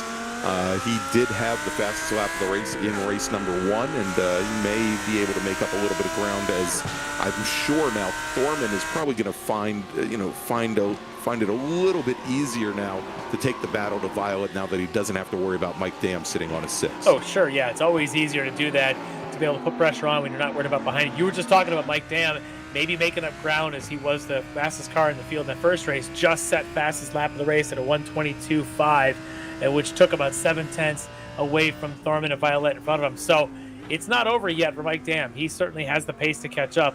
Thorman, though, would love to get around Violet, but now the two of them together actually are catching Randall McGrew. Yes, so maybe for Thorman, you stay here behind Violet, you let Violet do the work to catch up to McGrew, and maybe if you're Thorman, you're thinking, I'm going to get both of them here before this race is over. Yeah, and and if they did that, they'd probably stand a little bit better chance of they'd have a couple more laps, I think, before Mike Dam shows his nose once again. If they can make their way up to McGrew instead of starting the battle right now, as you can see off in the distance, not very far off in the distance, Mike Dam, he's definitely coming. If we get a chance, I'd love to take a look at the Maximenko and Bobby Childs battle, as it looks like Childs might be right on the tail of Maximenko now. It was 2 seconds earlier. Now it's down to about 6/10 as Violet. Big slide through that corner. But here's Childs trying to catch Maximenko. You can see him now as they come up down through this little S section. Childs a lot faster through this section, catching Maximenko as they come up to the end of the lap. You can see him now just a 10th or 2 behind Maximenko. Wide entry, trying to get a good line off of 14 down into 15, and maybe have a shot down into turn 1. As briefly there, Mike Dam flashed up another new fastest lap of the race. So we'll get back to Mike Dam in a minute. I really want to see Childs here. Can he make the move on Maximenko through this turn 1, turn 2 complex around this big on-camber sweeper? Yeah, and remember when we saw at the start of round 1 where Maximenko, again, he doesn't have a lot of iRacing experience underneath his belt. Maybe the nerves had gotten to him, but he seems to be dealing with the pressure perhaps a little bit better right now. You can see a nice little defensive line there as they drop down into the hairpin, and he's managing to hold his own over our race 1 winner, Bobby Childs. Bobby's going to start getting patient, but he knows he's only halfway through. We literally just got by the 15-minute mark there, so there's a lot of time left in this race if you're Bobby Childs to now play patient and sit behind Maximenko and hope maybe another mistake and see if he can get Maximenko to spend more time looking in his mirrors than he does out the windshield in front. As we flash back over here, McGrew running second, now with Eric Violette and Chris Thorman just about a second or so behind him. Yeah, and look where Mike Dam is. Only about back. 4 car lengths back. Yeah, exactly. Firmly in the draft, and once again, we're going to have a 4-car battle here for second place in about one more lap. As it looks like Thorman once passed Violette in a bad way, but knows that it's not going to do him any good because it's just going to separate themselves from McGrew. Exactly. Yeah, you've got the 3 different goals there. One is to get around Violet. One is to not lose ground. We may have a move coming now, though.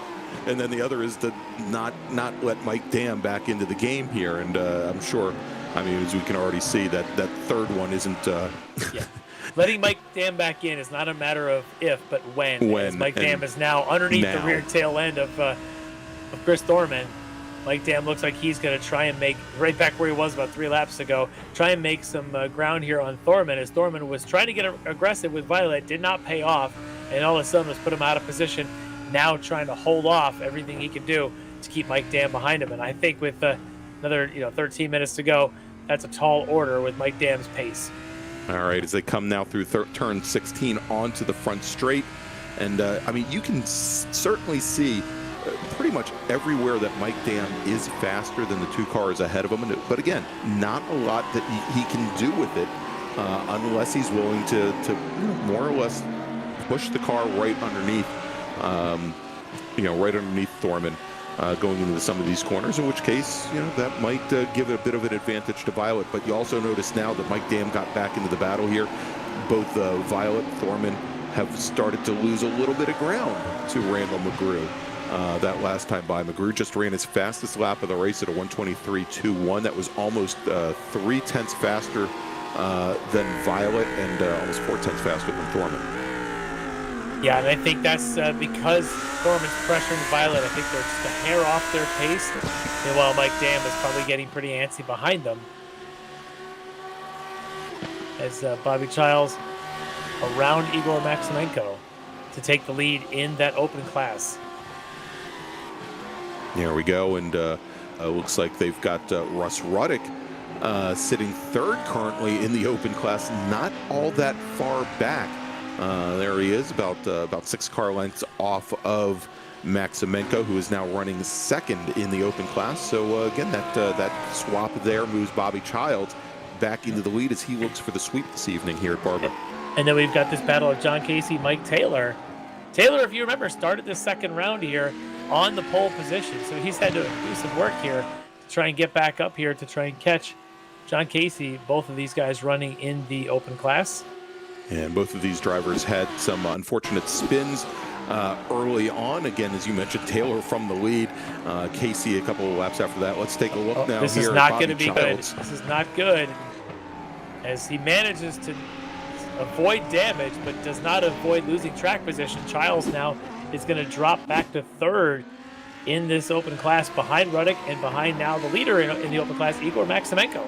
Yeah, and it looked like Maximenko grabbed a lot of curbing there coming through the final corner. Hopefully he was able to hold on to it coming onto the front straight. But you'll notice here, as we have a big change, as Chris Thorman has finally found a way around Eric Violette to now move the number 60 machine of Thorman up to 3rd place overall, move Violet back to 4th.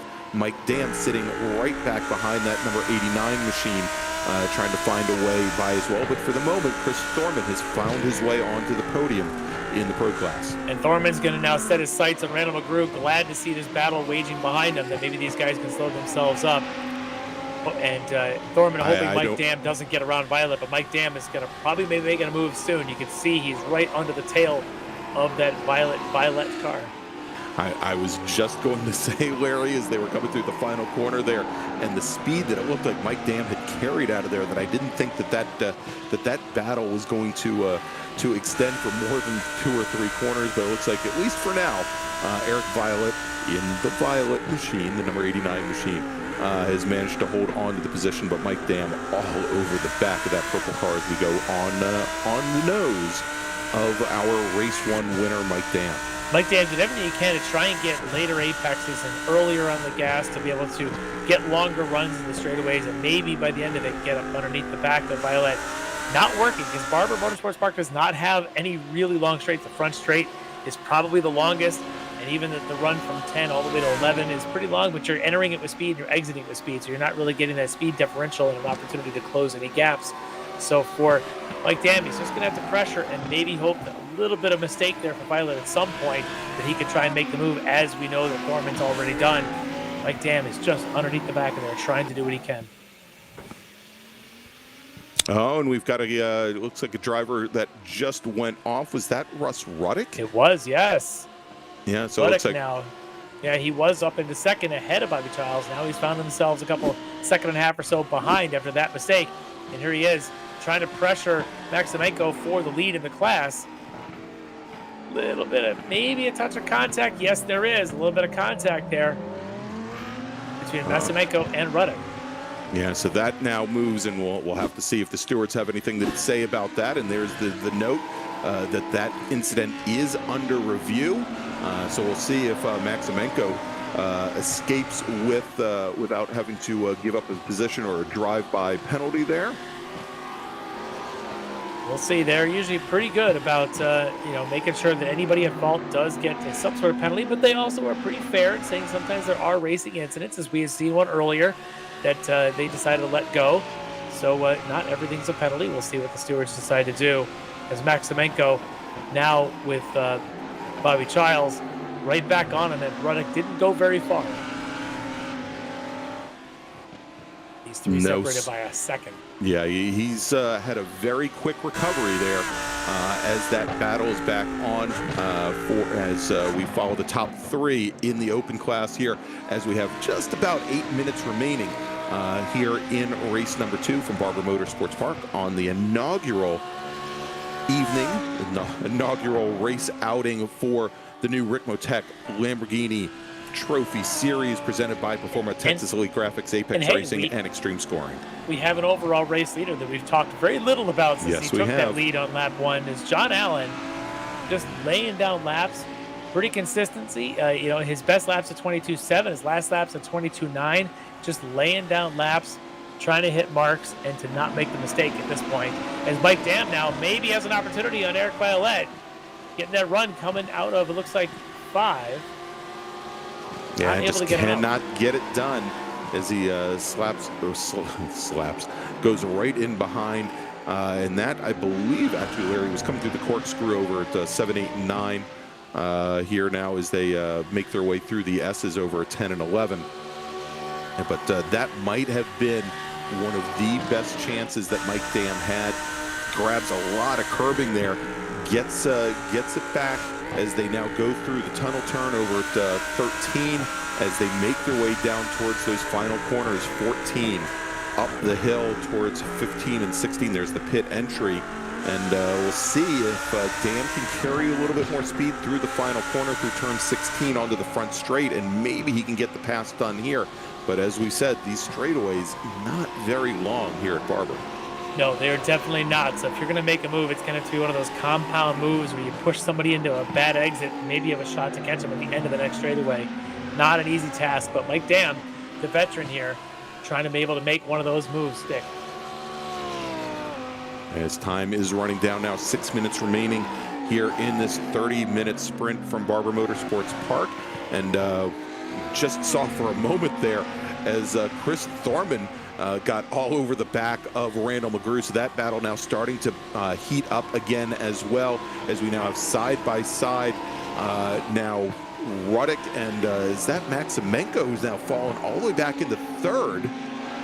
So Bobby Childs now move him up to the lead in the open class. Again, he was our race 1 winner. Russ Ruddick, who recovered after that little incident a little earlier, and now Igor Maximenko in the yellow number 24 car. He is now sitting on the third step of the podium. As we jump back over now to that battle for second overall, with Thorman on the door, on the wing of Randall McGrew as they come onto the front straight. And not quite close enough to get things done there. As you can see, just about car length and a half, 2 car lengths off the back of McGrew with Thorman and Violet. Pardon me, with Violet and Dam about 10 car lengths back from there. Yeah, and for McGrew, this race can't end soon enough. He's watching that clock at 25 minutes and counting, going, come on, how do I have to do 5.5 more minutes of this? This can't be happening. But Thorman, once he got around Violet, it's just unleashed to try and catch McGrew. And it looks like he was able to do it in enough time to at least make a game out of it. And for Mike Dam, he is still struggling to get past Eric Violet. Eric Violet driving a very wide car tonight.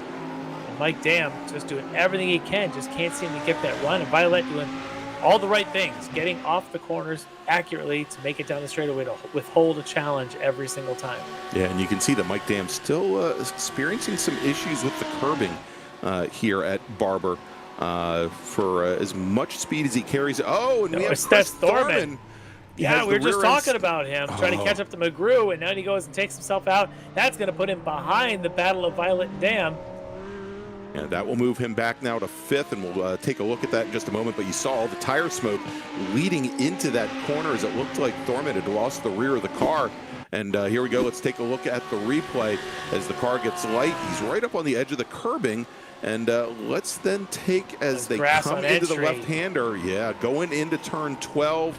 And the rear end steps out, and he gets the grass, and there's not much he can do to slow the car down and keep it off the guardrail there. Yeah, he did everything he could. He's trying to, in those types of chicanes, you're trying to just minimize your turning of the wheel. So you want to have a nice wide entry and a nice wide exit and just touch the curbings on both the apexes there through there. Unfortunately, when you catch some grass on that entry, you never quite make it to the first apex. The car just wants to slide around. So for him, that's going to cost him some track position, and it's going to cost him some points. There you go. And so Eric Violet moved him now up into the final podium position with Mike Dam sitting right behind. And, you know, I keep watching there as they come through, Larry, as they come through the corkscrew there, where Mike Dam continues to have issues with the curbing there. That the car just gets very unsettled, and he ends up losing a lot of ground to Violet that he has to then try to make up, and he usually does, but he takes himself out of position to affect the pass almost every single lap at that exact same spot. He keeps trying, hoping that Violet makes a mistake, and it just hasn't happened yet. No. We've seen other mistakes happen. We saw them in the first round for these guys. Well, at least we did for Violet. Mike Dam, we've seen his mistakes here in this race, but he's able to recover. Well, with 2 minutes remaining here in this 30-minute race, Larry, you were talking about how Randall McGrew could not wait for this race to end and must have been just counting down the clock in his head. He's got a lot of breathing room now, now that Chris Thorman in that number 60 machine had fallen off the It's a little bit, I wouldn't call it a lot of breathing room. You know, he did dodge one bullet, but he's got 2 big ones in the chamber behind him there with Eric Violet and Mike Dam coming at him strong. McGrew's last lap at 23.7. Eric Violet, Mike Dam running 23.3, 23.2. So another 4/10 they took out. And here with about a lap and a half to go, McGrew is just hanging on for dear life knowing these two are coming. Well, that's it. He's got to hold on for just another lap and a half as we jump over to our leader. I think for maybe the 3rd time that we've seen him tonight, John Allen, driver of the number 101 machine. Here starts to make his way around. When he comes onto the front straight, he should be getting the white flag, and there it is. 1 lap to go here at Barber Motorsports Park. He had that unfortunate incident in race number 1, and here all he's got to do is he's got to make it just another 2.2 miles, 16, now just 15 turns to take his first win in the Lambo Trophy Series.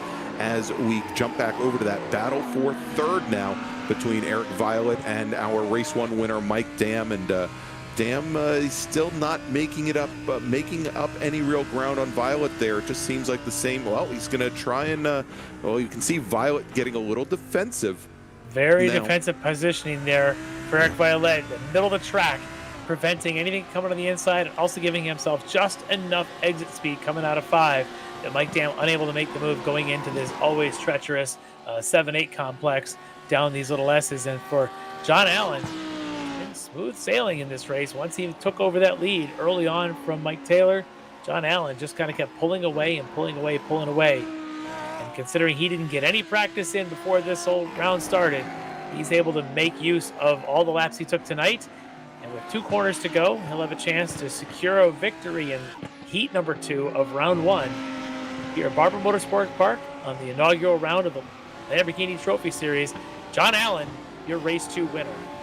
All right, and after a heartbreak in race number 1, John Allen comes away with the points. As we watch now, our finishing in second will be Randall McGrew. Now, can Mike Dam get around Eric Violet at the stripe? No, Eric Violet, he is going to hold on to finish 3rd in the number 89 machine. Mike Dam, our race 1 winner, will finish 4th in the open class. Now, as we follow just a little bit back, Bobby Childs in the number 88 machine. He is, if he can only make it just a few more corners, going to come away with his 2nd win of the evening in that number 88 car, as he managed to get around both Russ Ruddock and looks like Mike Taylor has gotten around Masimenko. Well, no, looks like Masimenko has held on. Let's take a look here. Masimenko in the number 24 machine, he is going to bring his car home in 2nd. He did manage to get around Russ Ruddock with 2 laps to go. Ruddock is going to finish 3rd in the open class in that green number 95 machine. Very exciting second race tonight. Great to see some changes up there in the way this format worked out. Some opportunities for those that had suffered in the first round to get some good finish in the second round, and I think it really played out to some great racing, and I can't wait to talk to some of these drivers.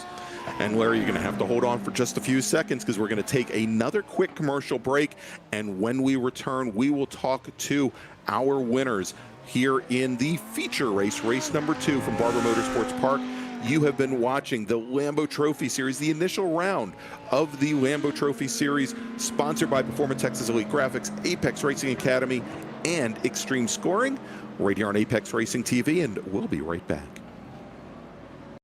Ricmotech, high-performance sim racing equipment. There's only one place to go, ricmotech.com.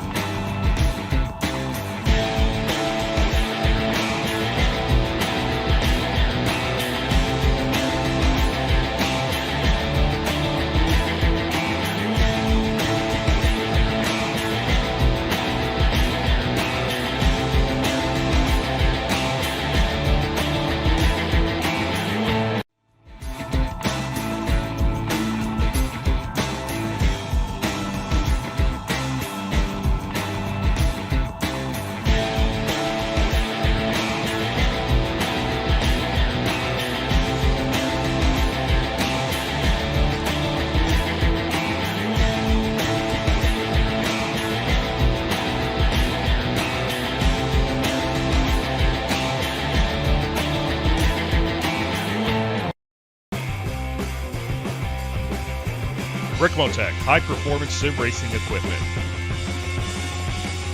Whether you're just looking to have fun, train for race day, or become a serious esports competitor, Ricmotech has you covered. Hundreds of name-brand parts. Support from experts that love sim racing. Trusted by the pros. There's only one place to go, ricmotech.com.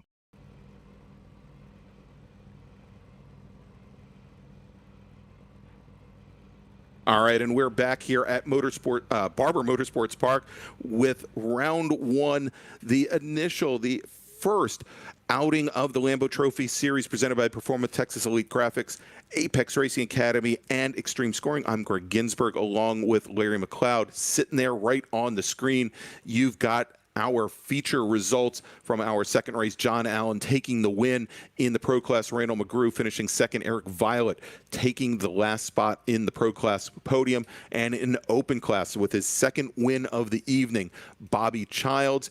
Igor Maximenko, after some heartbreak in race number 1, he takes second spot in the Open Class. And then Russ Ruddick, who finished second in race 1. He's got another podium. He finishes third in the feature race for Flying Tortoise Motorsports. So we're going to start bringing in our podium finishers with the interviews here in just a moment. But Larry, I've just gotten not just a quick note, but some information on a great prize. This is good news. Yeah, this is really good news that we're going to be essentially raffling off to one of our drivers. This drawing is going to be held at the very last outing from Imola, all the way in December. So these drivers are going to have to think about it. But it is a gift certificate for 5 hot laps in a Lamborghini Gallardo at the Exotics Racing Facility at Las Vegas Motor Speedway.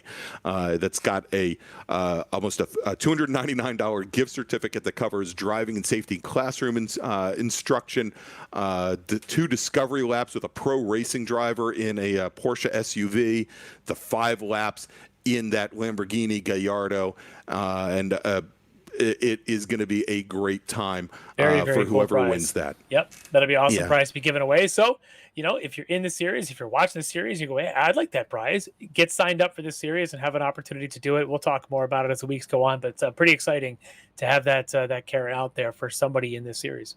Absolutely. All right, so let's start off with the interviews. And Larry, since we didn't get to talk to him after his win in race 1, let's bring in Mike Dam, driver of the number 93 Orion Racing Machine. He finished with the win in race 1 and had that great battle with Eric Violet here in race number 2.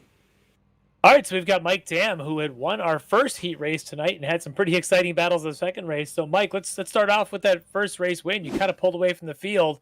You seem to be pretty comfortable out there. Yeah, I just took advantage of the open track in front of me, and I was able to just run a clean race. Chris Thorman was right on my tail the whole time, so I couldn't take it easy at all. So that was it was a good first race for sure. Yeah, and the second race was as the grid inverted. You started out 10th, and suddenly you had a lot of action in front of you. You had your own moment there. You were able to get back into that. You looked like you were throwing everything at Eric Violet and just not the opportunities. This is a tough place to pass, isn't it? Yeah, it is indeed. It was looking like it was going to be really tough. Fortunately, a few drivers had off track, so that was sort of a free pass by them. But yeah, definitely the second half of this second heat was really tough. These guys they're fast. They're within that threshold that you got to make a really good move or really have some sort of advantage to get by them. So it was really tight there. Yeah, but for you, a solid night tonight. You get the win in the opening heat. You get the 4th place finish the second round. It's going to be a pretty good solid points for you as we get into the season. Is there a track you're looking forward to as this season rolls out with this car? I'm going to say Canadian Tire Motorsports Park. That home track. That's my home track. That's what I'm looking for. Oh, I'm excited for that one as well. That'll be a couple rounds away, but I think we're going to have a pretty good season. So congratulations on that opening race win tonight, and looking forward to see you next time out. Absolutely. Thank you very much, guys. Thanks, Mike. All right, there you go. That is Mike Dam, driver of the number 93 Orion Racing Machine. Took the win tonight in race number 1, finished just off the podium in race number 2. And now, Larry, let's jump over to our feature race winner, both overall and in the pro class, the driver of the number 101 machine, John Allen. We've got John Allen in here. And John, it sounds like you signed up for this thing about an hour and a half ago. And first race might have been your practice laps, but walk me through that first race and how that was going. Maybe not to your plan. Well, we had a little kerfuffle in qualifying where the fuel wasn't what it was intended. So, two laps in qualifying kind of had to be the everything. And my first one, Somehow didn't include an off-track penalty, just because when I went forward off, it was slow enough in museum that lap posted. But I managed to put something better down on the second attempt, and then I just had to practice pit entry, I thought, until I realized these are sprint races. So, I'm usually running stuff where pits come into play. So, the first one was just getting acclimated and, without clean air, not trying to punt anybody, following Travis there for a bit. Eventually made a mistake that took some body work off, but kept it drivable, and just tried to bring it home. And then, lucky me, the format after a late error put me on the front row. So it's not bad to be outside front row at Barber. And so that worked out to start the second race. And with clean air, then yes, I got to learn a lot more about the car than I did in the 2 qualifying laps, and started to find some pace. So looking forward to the next one. Yeah, we know that you've got experience in the Lamborghini, having driven it in the GT3 series and our World Challenge rounds earlier in the last season, but not your setup tonight, right? It's kind of a setup that they hand you. How different does that feel from maybe the setup you would normally have in this car? Quite different. I mean, it's been a while since I ran those 2 or 3 rounds, whatever it was in the GT series at the start of last season, but it definitely, I glanced at it really after the race, because to your point, I wasn't here long enough beforehand to look at the setup and digest it, and it wouldn't have mattered anyway because I couldn't change it. So I just drove the car. But I'm looking at it now, and yeah, it's not maybe how I would set up a car, but given the it is very drivable. It's just maybe not as fast as I could be with it with more practice, but I'm happy to learn on the fly. Yeah, looking forward to see you get some of that practice and get through some of these rounds as the season progresses. So, congratulations on that the win in the second heat tonight, and looking forward to seeing you next time out. Great, sounds great. Have a good one, guys. Thanks, John. All right, there you go. That was John Allen, our winner in the feature race tonight here at Barber Motorsports Park. And now, Larry, let's move over finally to Mr. Childs, driver of the number 88 D2D E-Racing machine, took the double wins, both the first race as well as race number 2 here from Barber. All right, we've got our open class winner of both heats tonight, Bobby Childs. And I know, Bobby, you don't like to talk much on these interviews, but tell me a little bit about how that race went for you. Well, man, oh man. Race 2 was just nonstop work between, we had a little bit of a wonky start, so I already was like way behind Russ Ruddock. I had 3 pro drivers in between me and him. I didn't know what was going to happen there, if I was going to be able to catch him, because this is such a hard track to pass on. But things just kind of worked out. I was finally able to get caught up with him, and found a way to get by him using a pro driver as a pick there. And then there was a little bit of contact, I think, with him in another car. And so I was able to get out there. And then, man, I just caught some of that, nice Alabama grass out there, and, spun myself out. And that was after contact with Travis Schwenke, which, I know Travis, wasn't, trying to do anything crazy there. He went for the Lewis Hamilton gap, as it were, that wasn't really there. And, those things happen. And, man, fighting back to the lead of the open division, 2-3 times was just, oh my gosh, it was a ton of fun. Yeah, quite the battles there with Russ, and then with Igor. Then in that second race, is Maximenko seemed to be a pretty strong competitor here in this open class. Coming into the faster and faster as the race went on. I do want to send a big shout out to him and Russ. Igor did a great job tonight, especially. His pace kept getting better and better. During practice, he thought he was going to be completely just done and in the back, and man, his pace just picked up all through the race. So big shouts out to Igor. Yeah, I think it's going to be a pretty exciting season here among the open class. Got some drivers that are just coming in, some new blood. It's always fun to see. And, some of the old veterans like yourself sticking around. Kind of, I didn't call you old, but showing some of the young blood a little bit. You need some of that experience in this Ricmotech series to be able to do well. And your experience paid off tonight with victories in both Heat 1 and Heat 2 in the open class. So congrats on that. Who would you like to thank tonight? I want to thank Apex Racing Academy. They provided a really, really good setup, both for this race and our fun run at Lime Rock. So we're really excited to continue working with them on the series. I want to send a huge shout out to our team sponsor, Chris Thorman. He had amazing pace tonight. He really hung up with the pros there, so he's really improving there. And to Stubby in the chat, he's a Jardiere community member. He likes to come in and watch all the Ricmotech series as well. And so I want to send a big shout out to Stubby for holding it down for the Ricmotech series. Absolutely. Stubby, how you doing tonight? Hope you're enjoying the show.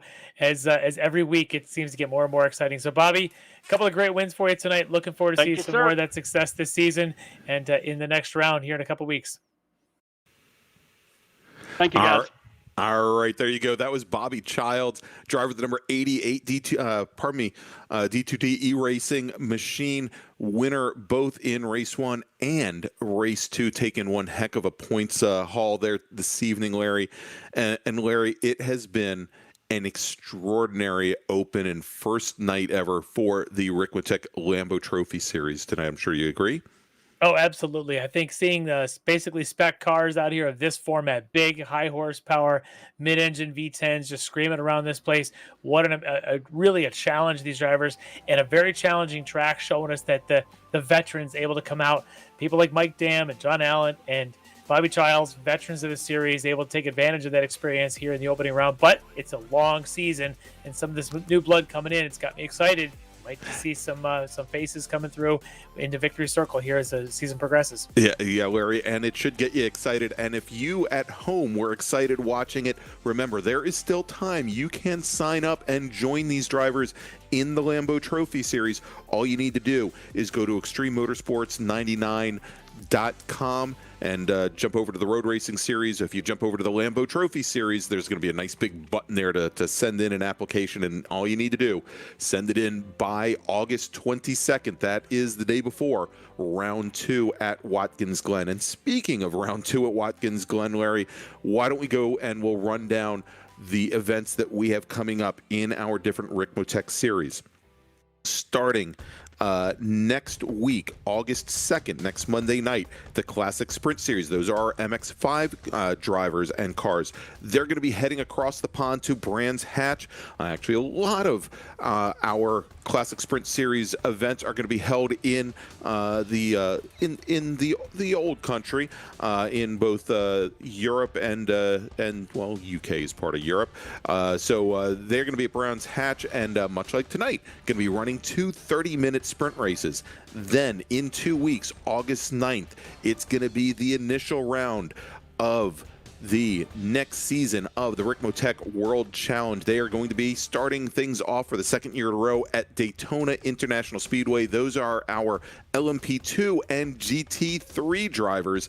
And then in 3 weeks, August 23rd, round number 2 for the Lambo Trophy Series at Watkins Glen International, and you definitely are not going to want to miss it. And so remember, if you liked what you saw, please go and give us a thumbs up. Go and click on that subscribe button for Apex Racing TV and click the notification bell so you can find out about all the events Apex Racing has. And you can, of course, subscribe to all of our social media channels, both Instagram, Facebook, as well as, well, no, not TikTok. It's going to be Twitter. And all you need to do is search for one word, Apex Racing TV. So for Larry McLeod, I'm Greg Ginsberg, and we'll see you next week for the Classic Sprint Series. Ricmotech, high-performance sim racing equipment. There's only one place to go, ricmotech.com.